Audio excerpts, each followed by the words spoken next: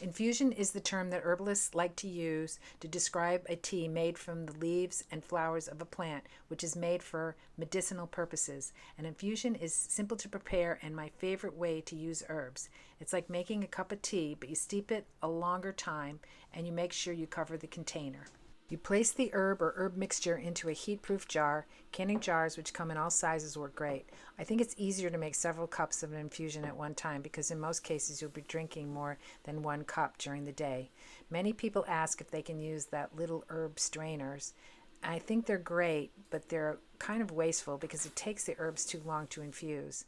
The herbs are better able to circulate and infuse in an open container. I also like the French press coffee makers.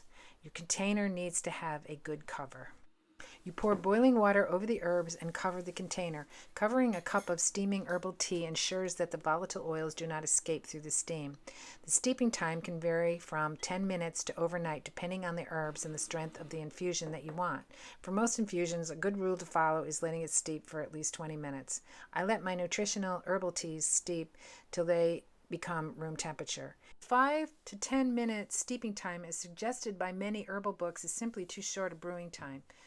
Chamomile is an exception. 15 minutes is sufficient because brewing it any longer brings out the bitter constituents. It's healthy to drink, but it's too bitter for most people's taste. Common measurement is 1 teaspoon of herbs to 8 ounces of water.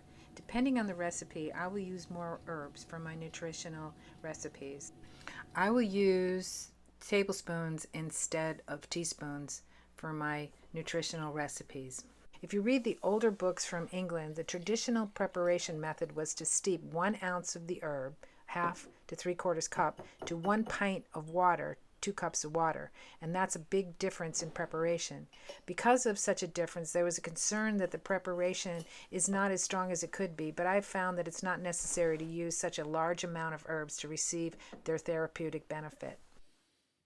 1 to 3 cups of an infusion is a common dosage, but it depends on the sensitivity of the person involved. If you're using a daily tonic tea, I think 1 cup is sufficient. You strain out the plant material. That's where a small strainer comes in really handy.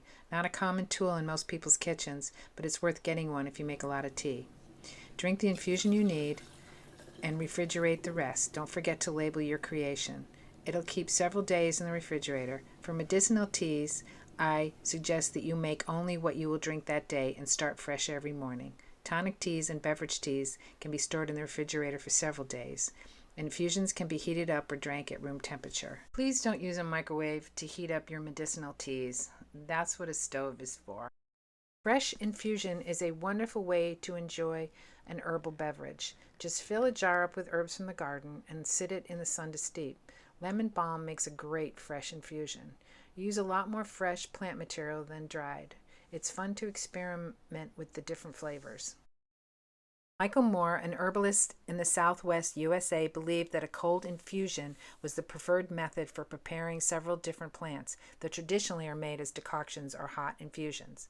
He taught that prolonged soaking in cold water overnight brought out the desired medicinal qualities and left behind the undesirable plant constituents such as starches that the roots might have in abundance. He recommended 1 part of plant material to 32 parts of water. That means 1 ounce of herbs, dry weight, to 1 quart of water, liquid weight. Here I'm using a cylinder that people use for making cold brew coffee. I'm using a regular measurement of 1 teaspoon to 1 cup of water for the tea. It works great. To make coffee and other certain herbal blends, you would use a lot more plant material to the water. Remember, coffee is the most popular herb in the United States. Some of the more common plants Michael Moore recommended using this method are burdock root, marshmallow root, slippery elm bark, and of course coffee bean.